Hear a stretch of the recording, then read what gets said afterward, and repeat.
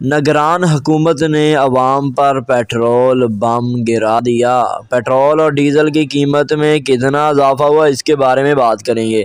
آپ کو بتاتے چلیں کہ رات جو ہے وہ پیٹرول اور ڈیزل کی قیمتوں میں اضافہ کیا گیا ہے اور کوئی پیٹرول اور ڈیزل نہ خرید سکے، اس لیے اس وقت پر کیا گیا کہ رات 12 بجے سے اس کا الحاق کیا جا سکے۔ آپ کو بتاتے چلیں کہ حکومت نے عوام پر پیٹرول بم گرا دیا ہے۔ حکومت نے جو ہے پیٹرول اور ڈیزل کی قیمت میں جو ہے انکریزنگ کرتے ہوئے پیٹرول کی قیمت میں 17.50 روپے کا بڑا اضافہ کر دیا گیا ہے، اور اس کے ساتھ وزارت خزانہ نے پیٹرول مصنوعات کی نئی قیمتوں کا اعلان کر دیا۔ پیٹرول کی قیمت میں 17.50 روپے کا اضافہ کیا گیا ہے، جس کے بعد پیٹرول کی نئی قیمت 290.45 ہو گئی ہے۔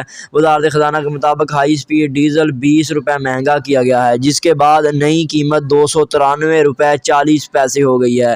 پیٹرول اور ڈیزل کی قیمتوں میں اضافہ فوری طور پر نافذ العمل ہوگا، یعنی کہ آج سے پیٹرول مہنگا ہو گیا ہے اور ڈیزل بھی مہنگا ہو چکا ہے۔